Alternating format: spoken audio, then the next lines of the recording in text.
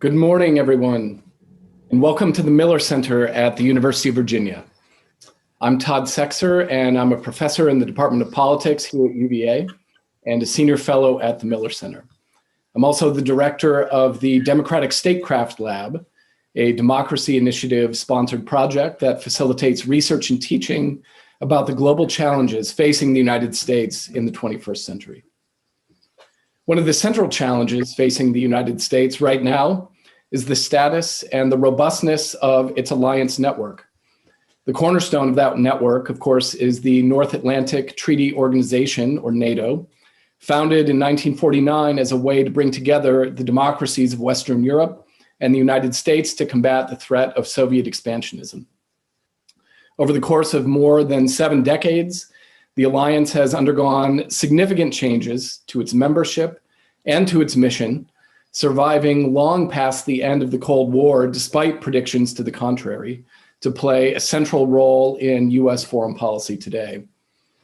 And today, our topic of discussion is the role that NATO will continue to play in US foreign policy, and especially as we transition to a new presidential administration.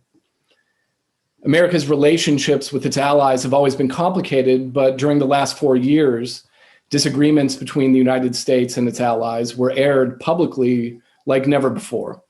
President Trump publicly questioned the continued usefulness of NATO and called into question America's commitment to the alliance. President Biden has reversed course, reaffirming the US commitment to the alliance and promising to reinvigorate America's relationships with its allies. But it's also not clear that America's allies are willing to change gears quite so quickly. Today, we want to focus on 3 big questions having to do with NATO and America's alliances. First, what is the current status of the NATO alliance?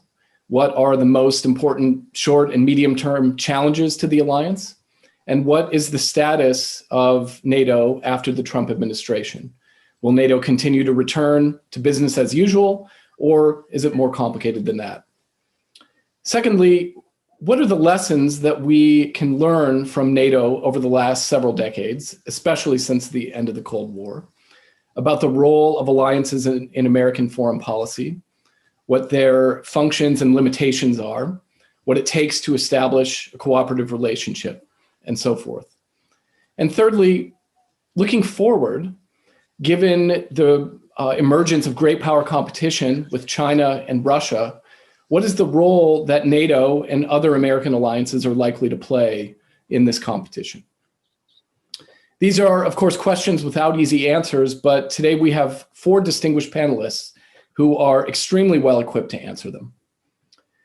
Our first speaker today, General Philip Breedlove, served as NATO's Supreme Allied Commander in Europe and commander of the US European Command from 2013 to 2016. In these capacities, he oversaw all US and allied troops in Afghanistan, Kosovo, as well as all NATO operations across Europe and the Mediterranean. His 40-year career in the US Air Force included 9 overseas tours and 8 major commands. And today, he's distinguished professor and senior fellow at the Sam Nunn School of International Affairs at the Georgia Institute of Technology, where he works with faculty, staff, and students on security issues and policy. Dr. James Goldgeyer, our second panelist, is a professor of international relations at American University, where he served as Dean of the School of International Service from 2011 through 2017. He's also a Robert Bosch Senior Visiting Fellow at the Center on the United States and Europe at the Brookings Institution. He's authored or co-authored 4 books on US foreign policy, including Power and Purpose, US Policy Toward Russia After the Cold War, and Not Whether But When, the US Decision to Enlarge NATO. He's also recently co-authored a report for Brookings about how America's alliances can be retooled to meet the challenge of a rising China. Our third panelist is Dr. Alexandra de Hoop Scheffer, who's the Director of Research for Transatlantic Security and the Director of the Paris office of the German Marshall Fund of the United States. Her areas of expertise include geopolitics, transatlantic relations, US and French foreign policy, and European affairs. She served as senior advisor for US foreign policy and transatlantic relations on the policy planning staff of the French Ministry of Foreign Affairs, an advisor to NATO's Supreme Allied Commander Europe, and a consultant to the French Ministry of Defense on US defense policy and the future of conflicts. Our fourth panelist is Dr. Joshua Alley. He's a postdoctoral research associate with us here at the Democratic Statecraft Lab at UVA. And his research interests center on the political economy of security, especially the relationship between alliance participation and military spending, as well as the domestic politics of alliances and the political economy of intrastate conflict. His work has appeared in a variety of academic journals, edited volumes, and policy outlets, including a recent paper debunking the argument that alliances promote free riding by their smallest members. Each of our panelists today will speak for 7 to 8 minutes, and then we'll reserve the second half of our hour for Q&A. As our panelists are speaking, please feel free to submit your questions using the Q&A box down at the bottom of your screen. I can't promise that we will get to all of your questions, but we'll get to as many as we can. General Breedlove, thank you for being with us. We will start with you this morning. Well, good morning, and thanks for having me. It's great to be amongst a panel of such experts to talk about NATO. I'm going to start with my biggest statement up front, and that is that NATO is now more important than it's ever been. It will be more important in the next 70 years than it was in the last 70 years. We unfortunately are challenged in this respect. We have internal fissures that need to be addressed. And we have external opponents whose their entire goal is to divide NATO and to diminish its capabilities. So I have a series of observations, and I look forward to challenges in the questions and answers. The first is that we have to fight to not be divided. This is not a spectator sport. We've been through tougher times. I remind in a question just the other day that we've been thrown out of a NATO country before in our history. And so these are not the toughest of times maybe that we have faced, but we're going to have to actively engage to fight to remain together. We cannot take solidarity for granted. And that's an important message, I think, especially as we enter into the new administration and the positions that it has taken. As to the raison d'etre of NATO, it is not the end of history. We have to regain our focus on our Article 5 capabilities and our Article 5 commitments. We have portions of Ukraine that continue to be occupied by Russian forces who once again used military land might to change internationally recognized borders on the Eurasian landmass. We have to regain speed in all things collective defense.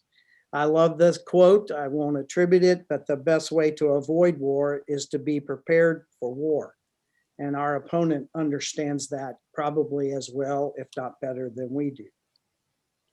I think that it's important in our future that we begin to have earnest conversation with Russia. This is going to be tough, but it is a noble endeavor. And we need to begin to find a framework to reestablish some trust in those conversations.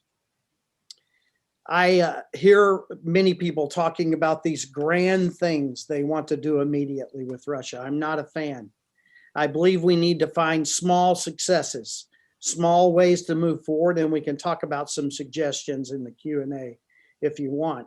And when we have success at those smaller endeavors, then we can begin to step up our trust in each other and re-engage on some of the tougher problems that face us. But the fact of the matter is we have to start. We have to begin that business. We don't want to fight them, and I don't think they really want to fight us. And frankly, there are a lot of concerns that we share. And we need to find those concerns and capitalize on movement in those areas and move forward. One of the things that worries me about how we in America and primarily the West deal with Russia is that we are very monolithic in our response to Russian challenges. It's sanctions, more sanctions, additional sanctions, updated sanctions, new sanctions, etc. I think we need to begin to have a more all of government reply to Russia and use all the tools that our nation has. I use the simple fighter pilots term DIME, diplomatic, informational, intelligence, military, and economic powers. We need to look more broadly across the spectrum of tools that our nation has to engage with Russia. And maybe we then can find better success than we are having with just using sanctions. We need to fight for unity and cohesiveness, not only in our alliances, but in our government's approach to Russia. And this, I think, is our center of gravity, if you'll allow me to use a military term. We need to fight to regain our readiness and responsiveness as a military formation. Again, Russia understands this type of power, and there's a lot of work to do amongst our allies who still need to look at their investment in their military capabilities to respond. Recapitalization, of course, important, but as important, exercise and training as a large formation in our alliance. So to close my remarks, I just think that it's important that we engage Russia again. We need to understand what they are trying to do to our alliance and our alliance members. And we will be best served in conversations with Russia if we enter them from a position of military readiness and alliance cohesion.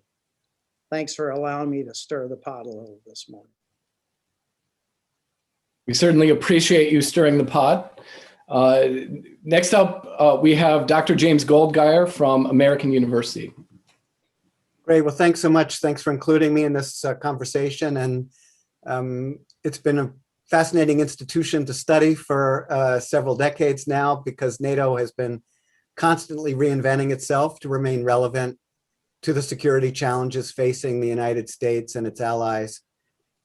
And the latest conversations about how the alliance can respond to the rise of China is yet another sign of this constantly shifting emphasis.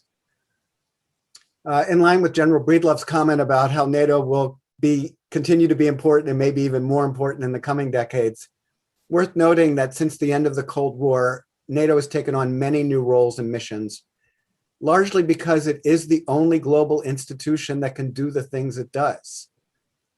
In the last 2 decades, we've seen it engaged in counterterrorism efforts in the Mediterranean, providing humanitarian relief after natural disasters like the Indonesian tsunami, conducting counter-piracy operations in the Indian Ocean, performing the stabilization and reconstruction missions in Afghanistan, preventing possible genocide in Kosovo and Benghazi, deterring Russian military aggression against member states in Eastern Europe, and this past year delivering medical assistance during the pandemic, to name just a few of its activities.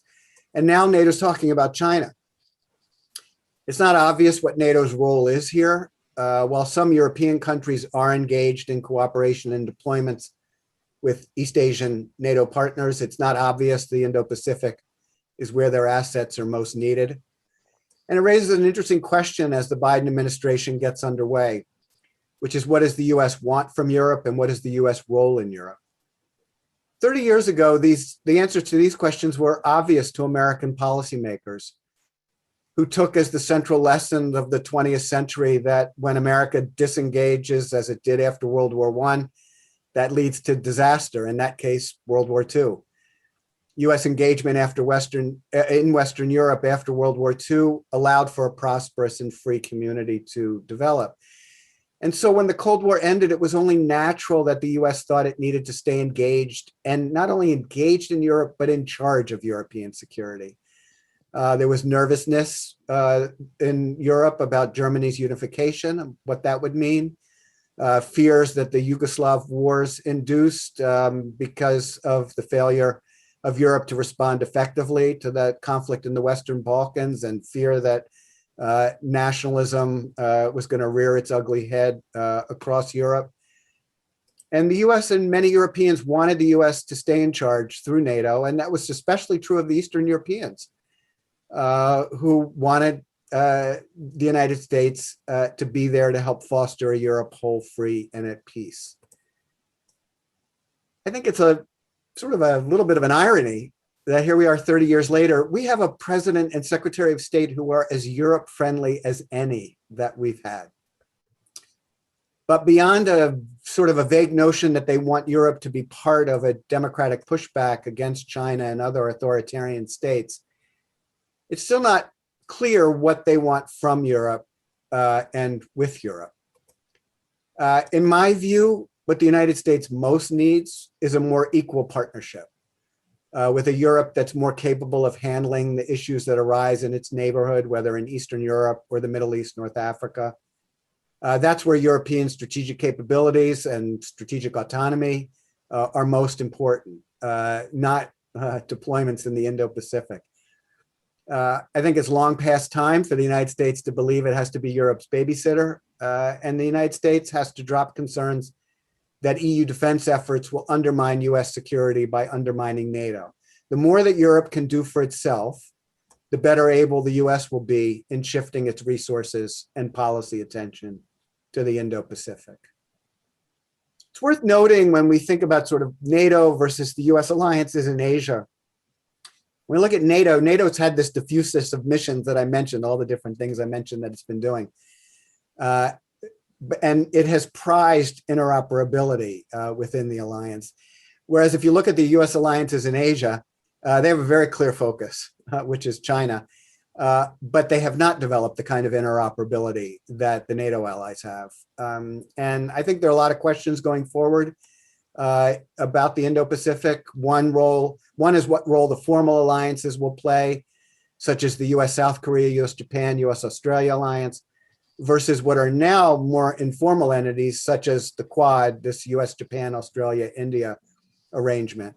Will the US push for greater interoperability in Asia as there's been in Europe? Hard to imagine any kind of multilateral command headquarters as we have in Europe with SHAPE, the Supreme Headquarters Allied Powers Europe, but something akin to the NATO Defense College in Rome that would bring senior civilian and military officials together could be doable in the Indo-Pacific. And that's where I think, to close, the interesting questions for US-Europe and US-Asia relations will come together. NATO can be an important forum for discussions about China. If it moves forward with developing a Center for Democratic Resilience at NATO, addressing democracy deficits, that could be something that would engage East Asian partners. But I think what may be of greatest interest will be the US lessons from its Europe experience as it tries to manage the competition with China, which is a much different challenge than the Cold War with the Soviet Union, and one I would look forward to discussing more in the Q&A. Thank you. Terrific. Thank you, Dr. Goldgeyer. Next up, we have Dr. Alexandra de Hoop Scheffer from the German Marshall Fund. Thank you for being with us. Thank you very much. It's a pleasure to be with you from Paris. It's the magic of virtual convening. So thank you very much, and it's a pleasure to share the panel with some good friends and colleagues on the other side of the Atlantic. I wanted to begin with what Philip said, la raison d'être, which is a French concept of NATO, because I think, since NATO was created, it has been in a sort of permanent state of crisis. The nature of NATO, which is a military alliance, makes it an evolutionary organization. It has to constantly adapt to external threats. It has to constantly react to geopolitics and to emerging and disappearing threats. And so you have this feeling that it is constantly putting into questions its raison d'être. But that's just part of what a military alliance is. And in fact, when you look at the free NATO strategic concept, and as you all know, a fourth strategic concept is currently being reflected by the alliance members, but the three strategic concepts were actually shaped by the changing international environment and by the changing missions carried out by NATO. In 1991, it was the end of the Cold War, 1999, the Kosovo War, and then 2010, Afghanistan, within the global framework of the so-called global war on terrorism. And so now, 11 years later, the alliance is again rethinking its strategic concept. Power competition has become an increasing threat. We are back to Article 5 since 2014 because of Russia and what it is doing on the eastern flank and even in the southern flank of the alliance, China, technology, and the so-called hybrid threats. So to me, one of your questions was, what is the biggest challenge facing NATO today and in the years to come? I think the biggest challenge is, how does a 21st century alliance adapt to the 21st century challenges? Basically, how do we keep NATO relevant? And I like referring to Steve Valt's excellent article published in 1997 called "Why Alliances Endure or Collapse," because I think that his way of analyzing what we should be focusing on when looking at NATO's future is still extremely relevant today. These are four major indicators and vulnerabilities at the same time. The first one is obviously changing threat perceptions. And I fully agree with the notion that solidarity should not be taken for granted. You have an East-South divide that has been increasing throughout these last years. The United States focusing more and more on China and putting China at the center of NATO discussions, which is a recent development. You go to the east to Poland, where GMF has an office. They're focusing obviously on Russia. And then you move here to Paris, France, where I'm sitting. And obviously one of the most biggest challenge from the French perspective is actually Turkey, which, as you know, has triggered the so-called brain dead debate. So the second factor that Steve Valt really put our attention on in his article was the declining credibility of the alliance, the issue of trust and trust in the security guarantee in Article 5. And we've seen these last 4 years with Trump, when this trust is put into question, then obviously the alliance becomes more fragile. The third is the influence of domestic politics on NATO's cohesion and commitments. And there again, these 4 last years has shown how decisive and central US leadership is in the NATO alliance. And the Turkish problem is also part of that political cohesion issue. And when this starts to become a political strategic problem, then obviously we become more vulnerable to instrumentalization by external powers. And lastly, this points to what Jim just mentioned, which is the role of Europeans inside the alliance. How do Europeans become more efficient security players and therefore strengthens the transatlantic relationship? And this obviously resonates really strongly here in Paris, which I often call the capital of strategic autonomy.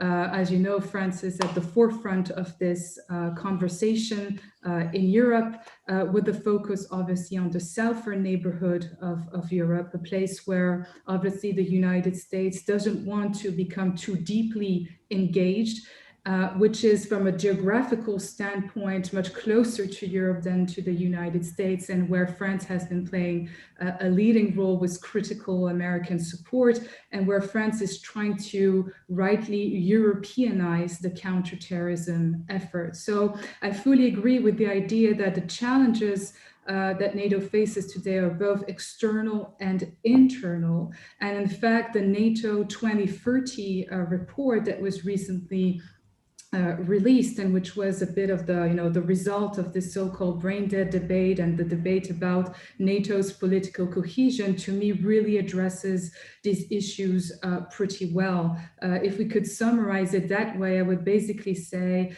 that it really goes into the idea that when the community of values becomes an issue or is put into questions, then the community of security becomes fragile as well. And I think that we should think of NATO as these two pillars, a community of shared values and a community of shared security interests. And you see that when one of these pillars become fragile, the other one becomes weakened as well. I will close, by saying that, if we look a bit, we do so sort of forward-looking reflection on alliances in general, and what can we learn from the NATO experience since 1949. I would say, we should accept the idea that we need probably more flexibility in the way we respond to today's and tomorrow's challenges.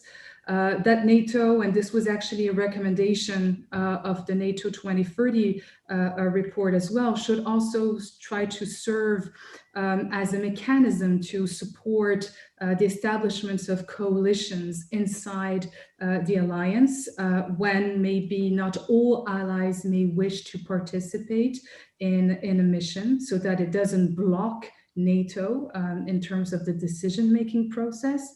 I think there should be also much more NATO-EU cooperation because we are facing so much interconnected threats at the same time. China, the southern neighborhood counterterrorism, maritime security, digital challenges, climate, these are not 100% EU, 100% NATO issues. They are perfectly, they should be perfectly managed and addressed within a much more stronger EU-NATO agenda. And I think that if we succeed to consolidate this EU-NATO agenda, the transatlantic relationship will become much stronger. And then I'll just close, by saying, I think that NATO, or the transatlantic relationship in general, is increasingly not enough to address today's and tomorrow's challenges. We need to partner with others. That's for sure. We see the United States, as Jim mentioned, investing a lot in the Quad in Asia with Japan, India, Australia.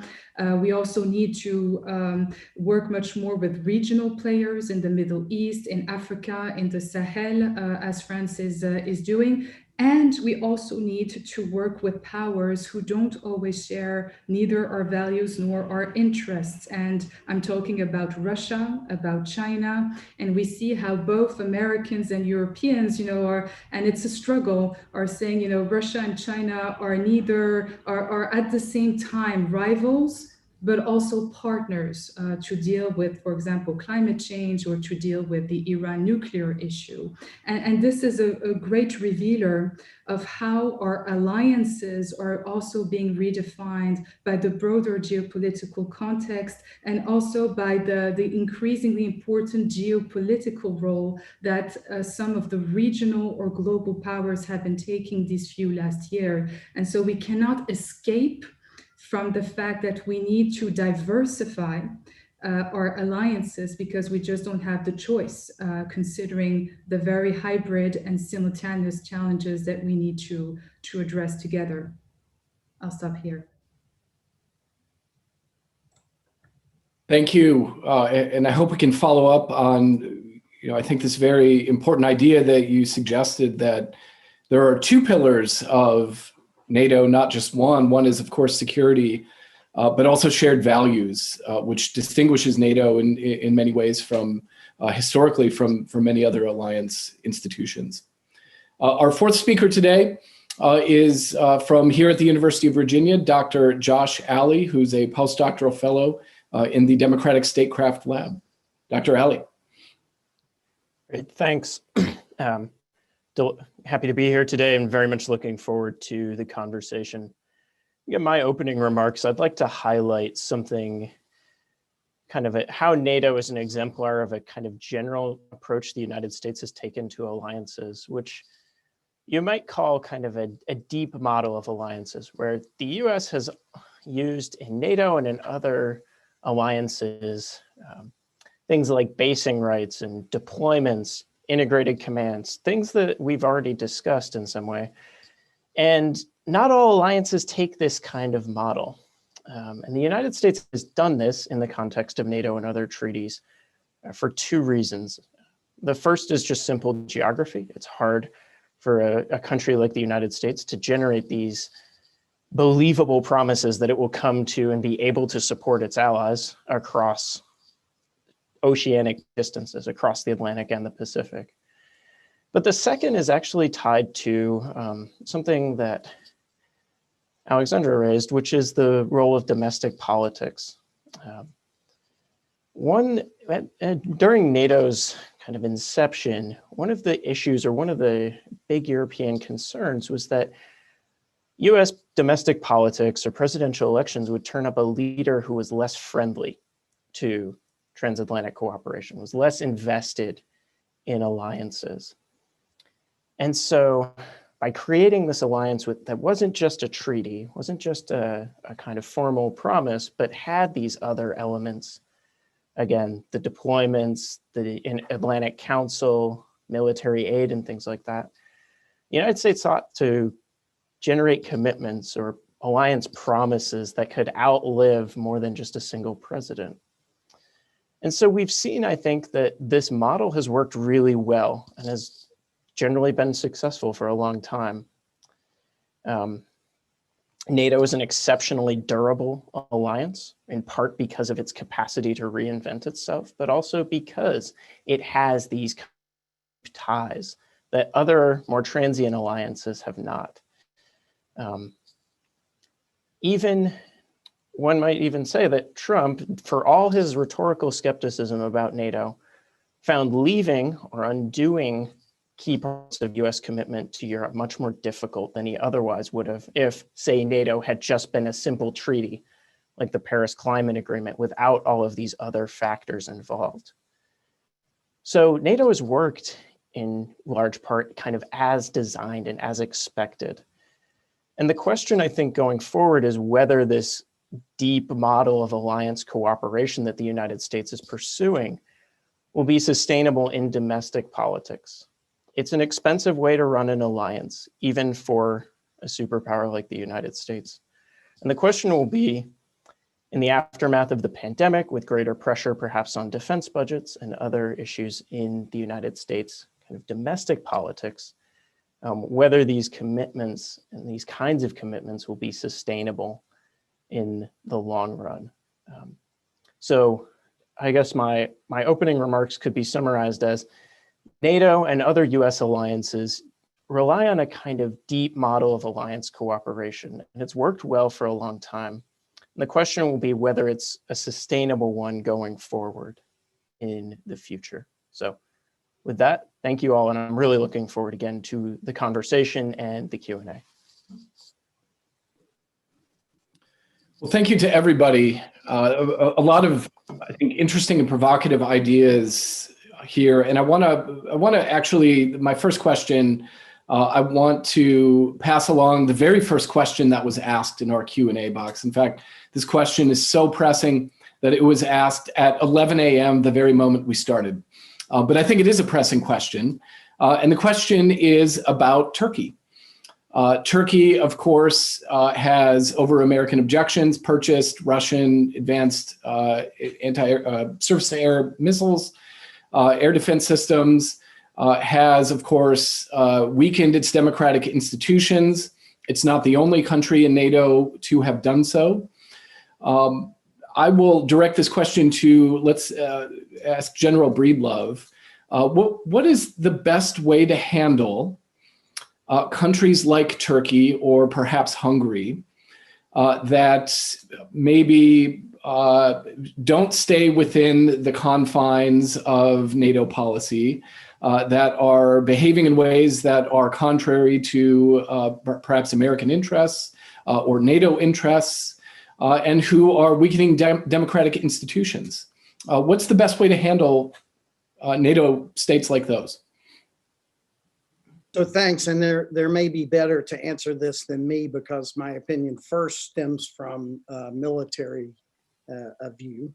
And I would like to start with values.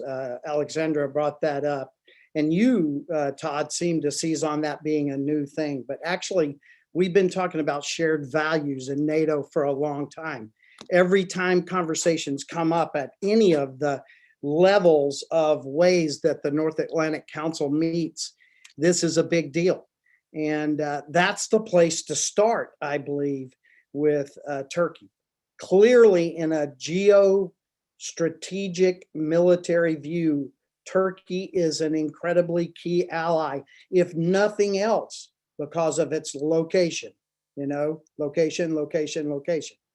And we clearly understand they're the second largest military in NATO. And we clearly understand that they are a huge part of controlling how things are done in the Black Sea and the Eastern Med. And the list of ends go on. So we need to find a way to move forward with them. I remind you, we were thrown out of a country once in NATO, and we now have that country, a functioning, huge, important part of NATO. So we can work through this. The first thing we don't do is accept defeat and start talking about how do you get rid of them. That's the wrong way to start this conversation on any level. And so, yes, we start focusing on the things that brought us together to begin with. Yes, we hold on to the values that are dear to us about democracy and others. You mentioned Hungary. At one of the summits, I watched how NATO works on these things. 5 of the biggest countries in NATO on the side, their leaders, our president, in a small circle with the president or leader of a recalcitrant country. And the conversation was about as blunt as it could be. And I was not in the conversation, but asked to attend it because of any military questions that might come up. But what we saw was 5 large, old NATO countries talking to a new NATO country that was headed in the wrong direction and talking about how things were going to start to happen if they didn't figure this out and begin to move forward. So NATO has a lot of ways to deal with these things if it keeps itself centered on its values and what is important. And I believe we can move forward. I don't want to get into the specifics of the S-400. If you want to do that later, maybe we can talk about that. There are a lot of technical things and other things that are important here, but let's just keep the discussion up on the horizon at the strategic level and realize Turkey is a valued member that we now have to work with to get headed back in the right direction, a converging direction rather than a diverging direction. Does anybody else want to jump in on this question? And specifically, perhaps we can focus on the rise of right-wing populism and erosion of democratic institutions in various countries around Europe and the effect on NATO.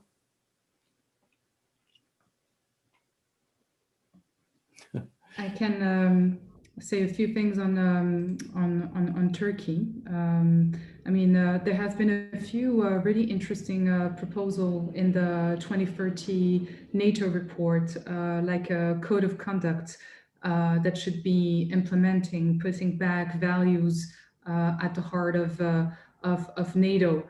I think that's absolutely fundamental, and it could be quite easy to implement.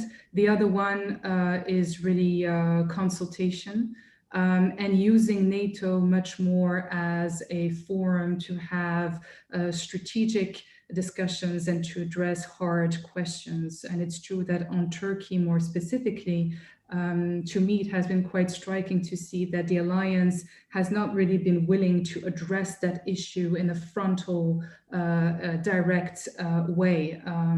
And we've already seen, which I think is interesting to see, a change in the Turkish behavior since Biden got inaugurated. Erdogan has been acting in a more how can I say, a calm way, seeking de-escalation in the tensions, including with the EU, including with NATO and the United States. So let's see what comes out of it. But the signs coming today from Ankara seem to go in a more constructive direction.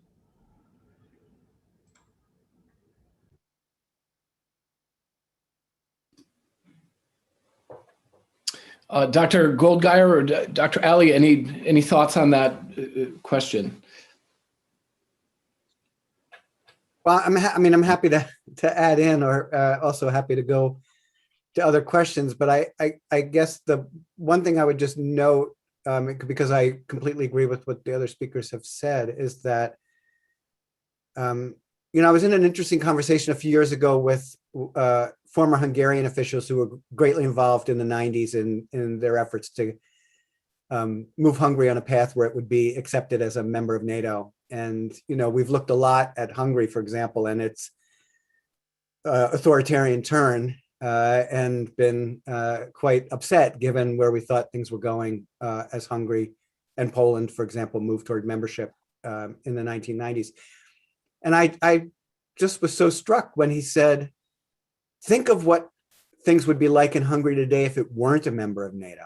We'd have full-blown fascism. And I thought, we need to remember that despite getting concerned and upset about the trends in places like Hungary and in Poland and in Turkey, that the alliance plays an important role in keeping things bounded. And as General Breedlove was saying, with countries like Turkey and Poland that are strategically so important, it really is important to find ways to use NATO to help emphasize the values component.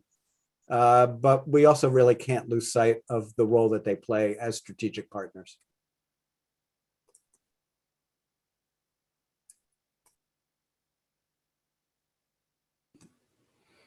Well, let me pivot to a question that's coming up a couple of times here in the Q&A, and that I suspect is on the minds of a lot of people.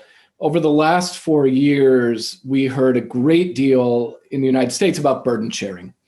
And the Trump administration complained about inequities in defense spending. And of course, these are not new complaints. These are issues that go back really to day one of the NATO alliance. Who's going to pay for what? And how will that burden be equitably distributed? So a couple of questions here. The main one being, will this issue continue to be a question in U.S. relations with its NATO allies in the Biden administration? Or do you expect it to take more of a back seat than it has in the past? I think I could start on that. And I think in some ways, Todd, your introduction to that question gives a good sense of what the answer is. Namely, every presidential administration, at least back to Eisenhower, has complained about burden sharing in some way, shape, or form. Now, none of them were quite as vituperative as Trump or as public or as Twitter, but the broad point holds. Burden sharing is a constant kind of issue. And especially given, again, kind of defense budget pressures in the United States, the desire to kind of pivot to Asia and continue putting more resources there. Burden sharing is not going away. It'd be a kind of front seat, aggressive, transactional thing in the style of Trump, but the concern is going away. It's a foundational thing. And then again, I think it's partially rooted in how the United States has chosen to make and operate its NATO commitments with kind of a substantial presence in Europe. So yeah, this issue is definitely not going away under the Biden administration. It's just that they'll take a much different tact about it than Trump. I think that last comment is right on. I must say that my experience and testimony in the Congress across about the last 12 years as I've been up there is that the 4 military committees, the HASC, SASC, HAC, and SAC, are probably the most bipartisan of all of the congressional bunches. And why do I bring that up? I think it's important to realize that in a bipartisan way, our Congress sees this as important. They have to answer to their constituents who on both the left and the right see this as an issue. And what we don't want to do is lose the American people or the American Congress as it relates to our transatlantic relationship. So yes, I think we need to keep this at the forefront. We also need, I think, to give some credit where credit is due, that there are some intangible things that are done as it relates to basing, access, overflight, all of these things that have to be recognized in this as well. But the American people and the American Congress will keep this on the forefront, I think. Yeah, I just would add that, I think there are opportunities to be creative here when we, and to really, as General Breedlove was just saying, to really sort of cast an eye toward what are these broader contributions that countries are making. I'm not a huge fan of the obsession with the 2% of GDP, but on the other hand, the NATO countries in 2014 said that they aspired to spend 2% of GDP on defense by 2024, and so they all accepted it. And so it's important now. Watching the past year with GDP declines because of the pandemic, and having countries get closer to 2% because their GDPs declined gives you a sense of why it may not be the best measure. But I also think it ties. I noticed there was a question in the Q&A on European defense forces, and gets back to what I was saying before about strategic autonomy, strategic capability in Europe, what Europeans do through the EU. Since the 1990s, when this has been talked about in earnest, there's been a lot of American hand-wringing and discouragement of this and concerns about whether or not this would undermine NATO. And, I've been saying to people for more than 20 years, if European countries want to talk about spending more on defense, don't discourage them. I mean, there are different ways that they can do this. I don't see it as undermining NATO for the reasons we talked about before, the values commitment that underlies this alliance. So I think that that we need to be a little more creative, but burden sharing, it is important, and it is important for, as General Breedlove was saying, for constituents here. And I think it's important for European countries to be making that case to their constituents in Europe. Yes, from a European perspective, I mean, burden sharing does make sense. Sitting here in Paris, France takes a lot of the burden very concretely in terms of counterterrorism in Sahel, and in fact, we are the United States' closest military partner in that fight. But I think that we definitely need to have a change in Washington's attitude towards the idea of having a more credible, stronger European defense. There has always been this ambivalence between, we need Europeans to develop more capacities, to take more of the burden in terms of crisis management. And at the same time, when we talk of defense industry and Europeans trying to develop their own military equipment, then the conversation becomes much more complicated, which led, we all remember our French Minister of Defense, Florence Parly, when she went in Washington to say that the NATO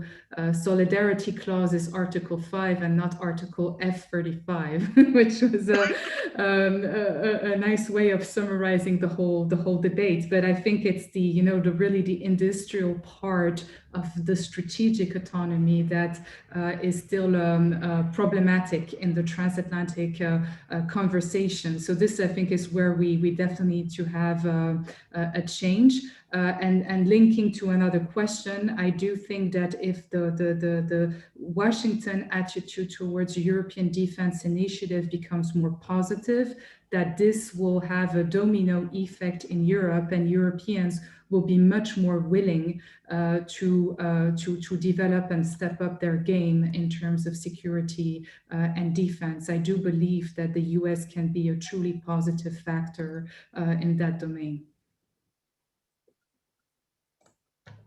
General Breedlove, you had a comment. Yeah, I just respectfully would like to offer a little bit of a different opinion from something that Dr. Goldgeyer said and what Dr. Scheffer said. Both seem to indicate that there is a Western concern about developing EU military capability. Maybe I misunderstood them. I don't see that at all. And I've spoke to this many times. When the EU increases its military capability, it's increasing a vast number of NATO nations' defense capability as well. So I've been baffled by this thought that we're worried about it. And I promote it. What I always said as the SACEUR and after the SACEUR is that we need to be careful that we're not creating duplicative things. NATO doesn't, or EU doesn't really need to be investing in ISTAR. NATO has a lot of ISTAR. We don't need more brick and mortar headquarters with flags and generals like me when I was there. What we need is increased readiness, capability, and cooperation. There are multiple times during my tenure where the EU and NATO came together to beat pirates off of Somalia, to run operations in Bosnia-Herzegovina. There are lots of things we do extremely well together, and we should celebrate that rather than worry about it. Now, but to Alexandria's latter point, this European Defense Initiative, I think the one thing that the United States is not happy about is the whole being excluded from PESCO. Okay, so that is the issue. It's not about a European Defense Initiative, which I think we all would celebrate. It's just the matter that US companies are being excluded in the main, not completely, but in the main from competing for these capabilities and contracts. So I hope I didn't offend. I'm trying to contribute. I don't think there's any problem with us looking at an EU that increases its capability. That is a good thing. We like it. I think it's really the PESCO thing, which is an issue mostly at stake. So I think it's great to hear that. I just don't think that's the message. I don't think that's been a consistent message from Washington over the last 25 years. And I wish it would be. You should be in charge. Maybe the difference is political views versus military views. Remember, I'm representing SACEURs, and I don't know a single SACEUR that is worried about the EU increasing its capability. And maybe that's the point.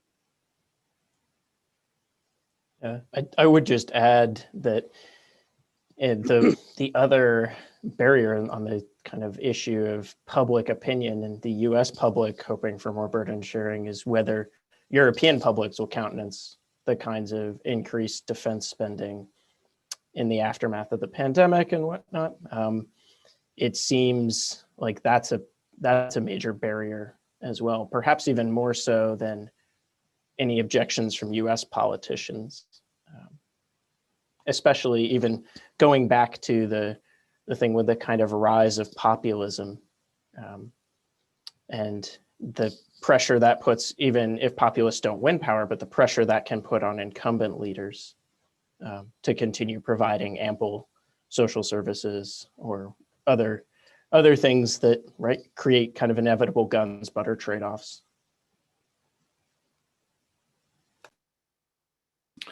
We are running short on time here. I want to be mindful of our 12 o'clock end time. I want to ask one more question, and then I'll ask for final comments from everybody. General Breedlove, you made the argument that NATO should continue to and really re-engage Russia as one of its core missions in the coming years. And Jim, you wrote a book about NATO expansion. In fact, we had your co-author, Ambassador Mike McFowell, here for an event last October, and he made the argument that NATO expansion, which was done over strong Russian objections, really continues to poison U.S.-Russian and NATO-Russian relations. And I wanted to hear from you and the rest of the panelists as well about whether you think that's the case, whether you think the United States and NATO and Russia can really ever get past that, and how NATO can re-engage Russia with that sort of poisonous history in its recent memory. I don't, I mean, obviously, for Russia, first of all, the continuation of NATO was upsetting in and of itself. I mean, the Warsaw Pact disappeared. Here was NATO, Cold War adversary. Even without enlargement, they would still be upset about it. I actually think the best take on this is the one that Ambassador Bill Burns, I've lost track whether he's been confirmed yet, but at least nominee to be CIA director. His book, The Back Channel, and there are a lot of his declassified memos are up on the Carnegie Endowment website for the go along with the book. I mean, his argument is that while Russia wasn't happy with the initial enlargement to Poland, Hungary, and the Czech Republic, it accommodated itself to it, wasn't happy with the 2004 so-called Big Bang that included Estonia, Latvia, Lithuania, it accommodated itself. The real breaking point was 2008, the NATO Bucharest summit, when the NATO put out a statement that Ukraine and Georgia will become members of NATO. I mean, he had been writing home from Moscow that this was a red line for Russian politicians across the political spectrum. And I think that's really where the question really lies. I don't think that, the rest of the enlargement, that what's taken place is done. The question is, how are we going to treat Ukraine and Georgia? They are sovereign countries. We treat them as sovereign countries. If they want a Western orientation, we would like to help support that. But it's clear that this raises hackles in Russia, no matter where you are on the political spectrum, and notions about a Russian privileged sphere of influence. And we've yet to figure that one out. And I think that that's going to be something that will bedevil this administration, which has already been talking in very strong and positive terms certainly about Ukraine, Georgia, the crisis, political crisis right now. But I think that's where the challenges remain, and we haven't figured out a solution to it that would satisfy all of our different concerns.